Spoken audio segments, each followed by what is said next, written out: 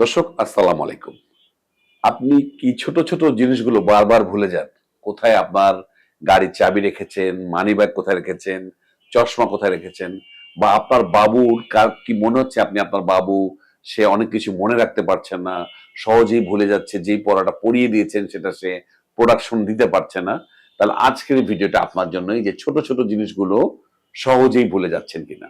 তো দর্শক, প্রায় ক্ষেত্রেই আমি বলবো যে এই বিষয়গুলো কিন্তু আমাদের কিছু অভ্যাসের কারণে সাথে জড়িত, বা অভ্যাস দায়ী। সুতরাং এগুলো হলেই যে আমার কোনো ধরনের মেমোরি ডিজিজ হয়েছে, আমার ভুলে যাওয়ার কোনো রোগ হয়েছে, তা কিন্তু নয়। আমার কাছে অনেকেই মা বাবার প্রশ্ন করেছে ব্রেইনের কোনো রোগ হলো কিনা। আসলে আমি আজকে জানাবো যে কিছু অভ্যাস যদি আপনি নিজে বা আপনার বাবুর ভিতরে আপনি তৈরি করে দিতে পারেন, তাহলে কিন্তু এই যে ভুলে যাওয়ার যে জিনিসগুলো, এগুলো কিন্তু অত সহজে আপনি ভুলবেন না, এবং আপনার ক্ষেত্রে বা আপনার বাবুর ক্ষেত্রে সবকিছুই গোছানো থাকবে, যেটি অত্যন্ত জরুরি আমি মনে করি। নাম্বার ওয়ান আমি বলবো যে ব্যায়াম করা। সুতরাং এই ব্যায়ামের প্রয়োজনীয়তা কিন্তু অত্যন্ত ইম্পর্টেন্ট। ব্যায়াম করলে শরীরে রক্ত প্রবাহ বাড়ে, মস্তিষ্কে রক্ত প্রবাহ বাড়ে, এবং মস্তিষ্কে রক্ত প্রবাহ বাড়লেই মস্তিষ্ক আরো তীক্ষ্ণ হয়, মস্তিষ্ক বা ব্রেইন সচল হয়। মনোবিজ্ঞানীদের মতে বা চিকিৎসকদের মতে সপ্তাহে 150 মিনিট ব্যায়াম করা অত্যন্ত জরুরি। সুতরাং আপনি নিজে বা আপনার বাবুর যদি বয়স হয়, যেই বয়স থেকে ব্যায়াম করানো যেতে পারে, অবশ্যই আপনার বাবুকে সেই শিক্ষা দেবেন, আপনি নিজেও সেই শিক্ষায় অবশ্যই দীক্ষা নেবেন। তাহলে কিন্তু আপনার মস্তিষ্ক সচল থাকবে এবং ছোটখাটো বিষয়গুলো ভুলে যাবেন না। 2 নম্বর, শরীরের মতো মস্তিষ্কেরও ব্যায়াম দরকার।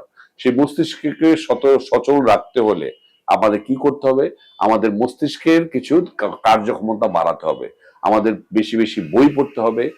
ক্রসওয়ার্ড, যেগুলো আমরা পাজল বলি, বিভিন্ন ধাঁধা থাকে, ধাঁধাগুলো যদি আপনি সমাধান করেন, নতুন নতুন খেলা শেখেন। আমি শিশুদের ক্ষেত্রে বলবো যে বাদ্যযন্ত্র বাজানো শেখেন। এগুলো কিন্তু মস্তিষ্ক বিকাশে সাহায্য করে, এবং এই যে মেমোরি পাওয়ারটা কিন্তু বাবুর বাড়ায়। সুতরাং এটা অত্যন্ত জরুরি। 3 নম্বর আমি বলবো সামাজিক যোগাযোগ বাড়ানো। নিজের গণ্ডির ভিতরে আপনি কুক্ষিগত না থেকে সামাজিক যোগাযোগ বাড়ান। বন্ধু বান্ধব বা আপনার যে আত্মীয় স্বজন আছে, পাড়া প্রতিবেশীর সাথে যোগাযোগ রাখেন। এই সামাজিক যে বন্ধন, সেই বন্ধনগুলো আপনি যদি দৃঢ় করতে পারেন, তাহলে কিন্তু মস্তিষ্ক সচল হয়, মস্তিষ্কে যে বিকাশ, সেই বিকাশটা লাভ করে। তখনই দেখবেন ছোটখাটো জিনিস ভুলে যাওয়ার প্রবণতা কমে আসবে।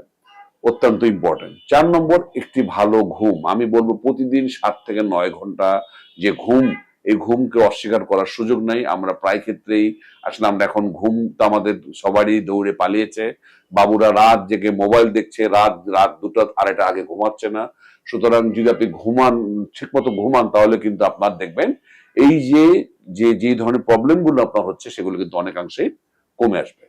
খাবার দাবারের ব্যাপারে তো আসলে বলে শেষ করা যাবে না। যে যে যে ধরনের খাবারগুলো আমরা বলি, প্রচুর পরিমাণে ভেজিটেবলস, শাকসবজি গুরুত্ব, ফলমূল, মাছ এবং চর্বিবিহীন প্রোটিন, এগুলো যদি আপনি খান বা আপনার বাবুকে খাওয়ার অভ্যাস করতে পারেন, তাহলে আপনি দেখবেন এই যে মেমোরি পাওয়ার বাড়বে। ভুলে যাওয়া ছোটখাটো জিনিস যে আমরা ভুলে যাই, হঠাৎ করে কাউকে নাম মনে করতে পারছি না, এগুলো আমাদের প্রায় ক্ষেত্রে হয়। যে কোনো একটা কাউকে নাম বলবেন, নাম মনে করতে পারছেন না, কোথায় রাখলাম চশমাটা মনে করতে পারছেন, এগুলো কিন্তু অনেকাংশেই কমে আসবে।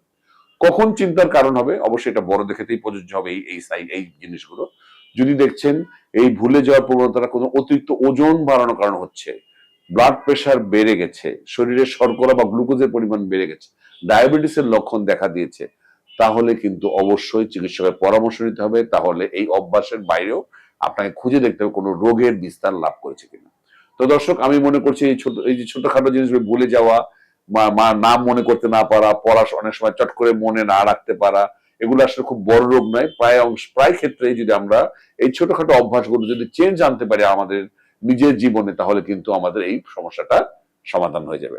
খুবই গুরুত্বপূর্ণ আরেকটি পয়েন্ট, যেটি আপনার যে ভুলে যাওয়ার প্রবণতাকে বাধা দেবে, সেটি হচ্ছে নোট প্ল্যান রাখা। কালকে কি করব সেটি ডায়েরিতে টুকে রাখা, ক্যালেন্ডার ইউজ করা, এগুলো আপনার বাবুকে শেখাবেন। সুতরাং এইগুলো অত্যন্ত ইম্পর্টেন্ট। আমাকে অনেকে প্রশ্ন করেন যে আমি সবকিছু এত কিছু করি কি করে, সেই রোগী দেখার পাশে ভিডিও করা বা অন্য অনেক কিছুই করা। আমি আসলে প্রতিদিন আগামী দিন কি করব সেটা আমি রাতেই লিখে রাখি। আর ছোটখাটো জিনিস কোনটা কোথায় রেখেছে সে সবসময় নিশ্চিত করবেন। গাড়ির চাবিটা গাড়ির চাবি জায়গায় রাখবেন, চশমাটা সুন্দর চশমার খাপে ভরে রাখবেন। তাহলে হঠাৎ করে খোঁজাখুঁজি করতে গেলে পাজল হয়ে যাবেন না, এবং এই জিনিসগুলো আপনার বাবুকে শেখাবেন। তো ভিডিও শেষ করার আগে আমি আবারও মনে করিয়ে দিচ্ছি, আমার যে ওয়েবসাইট dr nazmulaanam.com বা drnazmulaanam.com এ আপনারা ওয়েবসাইটে ঢুকে সহজেই আমার যে কোনো চেম্বারের সিরিয়াল ঘরে বসেই দিতে পারবেন। ইভেন কি 1 মাস আগেই সিরিয়াল দেওয়া সম্ভব, 30 দিন আগেই। এবং আমার যে বই মেলে বেরিয়েছে সেটি আপনারা সংগ্রহ করুন।